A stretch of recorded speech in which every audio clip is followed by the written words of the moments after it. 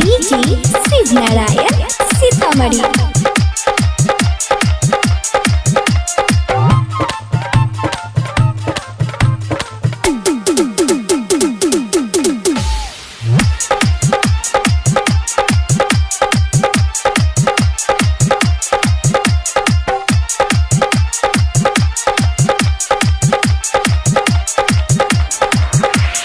चलो हे साली बंगला छै खाली मारे छ जान तोहर होठवा के लाली पाजा में धक कोकिया है देवा भेलै मुझ पागल चलो न बोकिया है देवा भेलै मुझ पागल चलो न बोकिया है देवा भेलै मुझ पागल चलो न बोकिया है देवा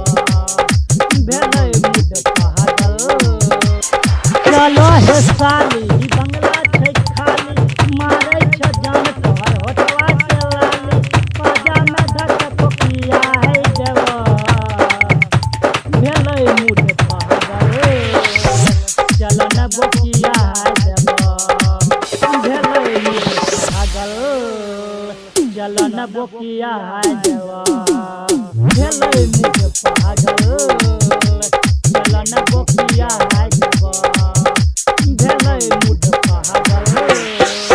चलो न बोकिया है देवा।